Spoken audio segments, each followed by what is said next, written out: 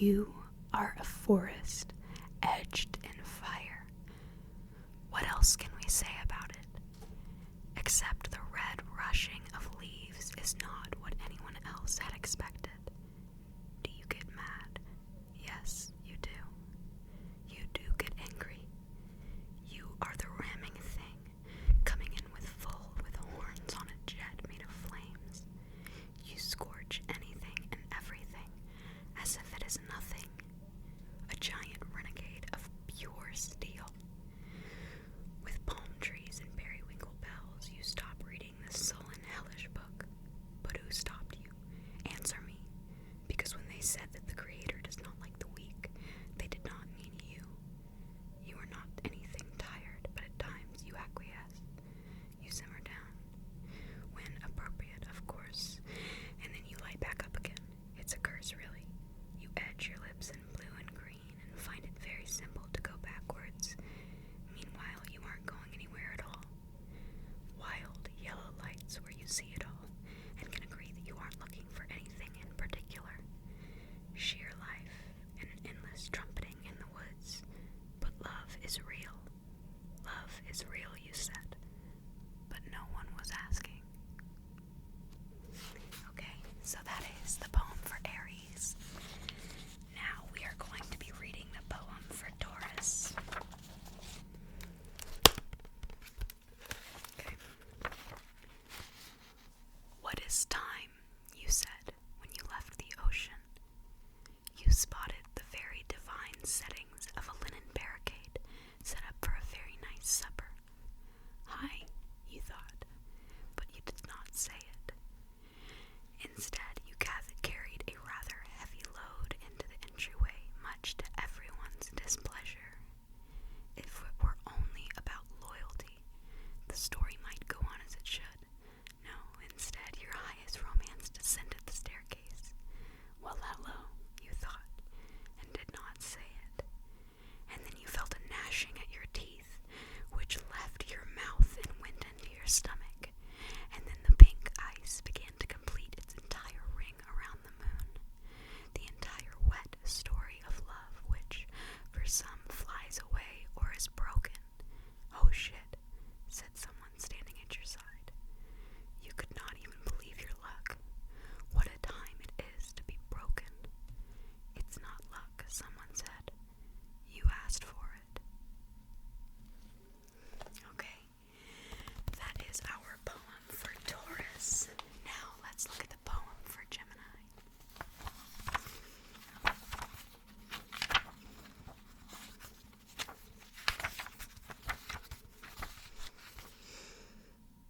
You walked right in, being entirely of yourself. You felt the words go from other minds and into your mouth. They got caught and began to choke you up. So you spit them out quickly. Oh, you. People change, people grow. You do not do either. You get more settled into the chaos of it all as it envelops you. You get more sure of the sun than ever before, and time moves on. There is nothing more holy than the sun leaving, and now you're free. Strange flamingo. If you stand still and look right into the camera, you will see your own face in the future, and you won't be scared. You will smile. No, you won't smile. Your expression will be very serious. It will be a comfort then, too. No, take that bird who wanders in the churchyards. What is it looking for? What is the point? Nothing, oh, nothing. Nothing is beautiful. Beauty resounds. It can see everything. It can speak. Awesome. The next poem we will be going into is Cancer.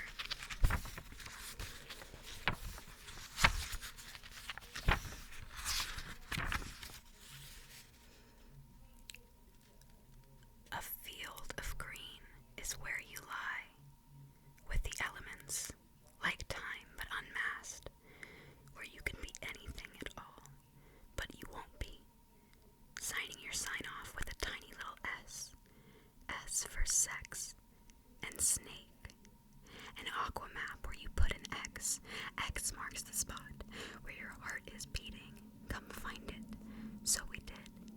Beat, beat, beat. It's like the starfish that enter the arena. Fighting, fighting. But that's what they are here for. Everyone thinks that nothing means anything. But you don't. You loved once. It was another time, another world. You made a scene about love out of words, then set it in stained glass. A big red translucent heart is set up in the window. It's lit up by the sky and everything else.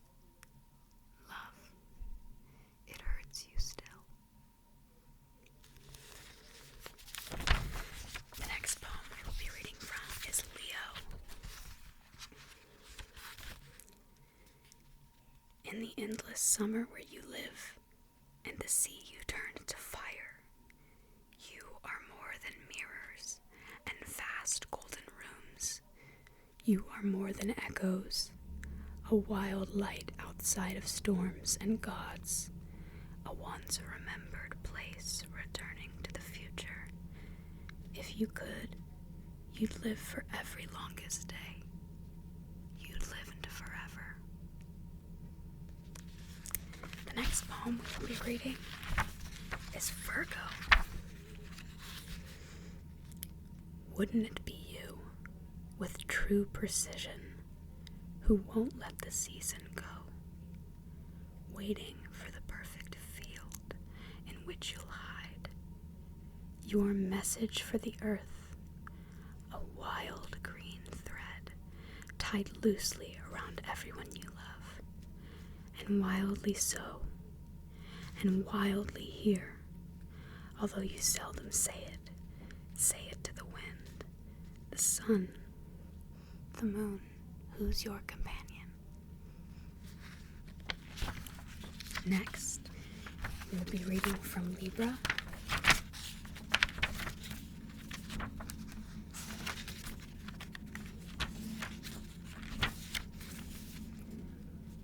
On the perfect day of your life, you've woken up early and gone to the city, sat on the same bench with all your white flowers, obsessions from years ago and possibly farther, even entirely still, with your eyes on the water. You can almost admit how much longer you'll be waiting, how you're very much made of waiting, how no one else waits like you do. Next, we will be reading from Scorpio.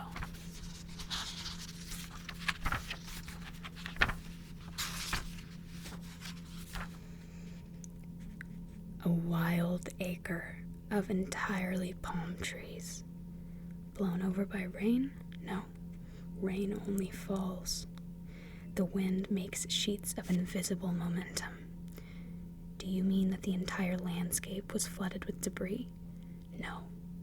I mean to say that the whole world was heavy with intention, asking questions, silently going in and going out in a rather methodical fashion, making everyone bleed, soft and worn-out shirts giving way to sheets of soft and worn-out linen, giving way to soft and subtle naked bodies, giving way to what? Going in and going out of the underworld, planting spring shoots with potatoes, but were they orange? The potatoes? Oh, what a fool you are! All that very bitter wheat with which you made your supper. No, but what about the wild rush? What about all of those things you promised to the moon? Oh, forget everything. You won't, but oh, go on. Live life as you wish, without me. Next, we will be reading from Sagittarius.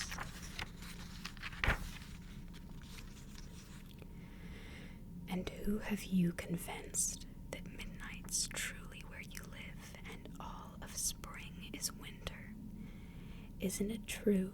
And more than that, it's only midnight. It isn't true, and more than the sky, and all of earth. They'll never seem to you quite new or big enough. You'll be a fog of birds. You'll dress and then undress the days it really happened.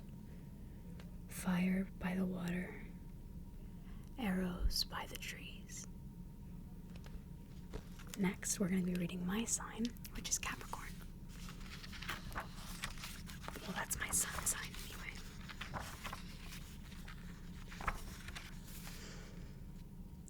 In the deep, deep woods, there is a tiny plant. It doesn't need your water. It doesn't need your shade. It has everything it needs.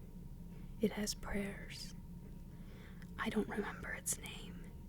We were friends once, but I can't remember its... We used to. Yes. The blue. Blue in its entirety. Blue papers in which we wrote the blue words. Moon juices dripping endlessly from blue vines. But I am afraid of what I will become. The plants will grow with humor and a sense of hope.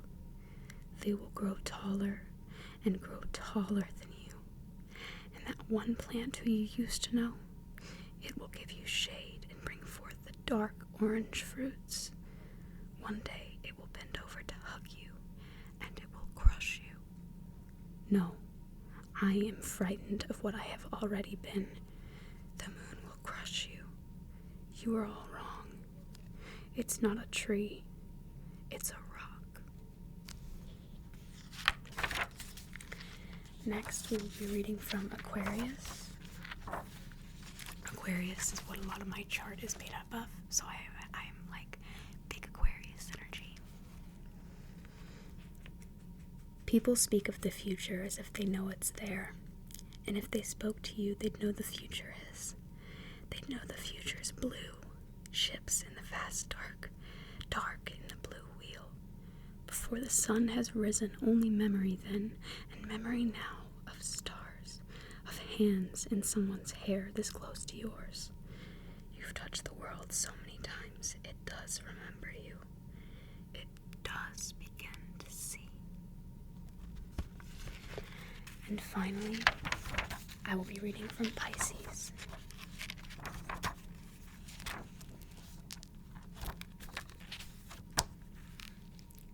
First feeling of the day, and a feeling of yesterday in it, a feeling that feels itself moving through everything once felt without end, without us, without reason, again and again, like a sea losing its shape for the last time, this hour of night now arriving through windows and doors, right at noon.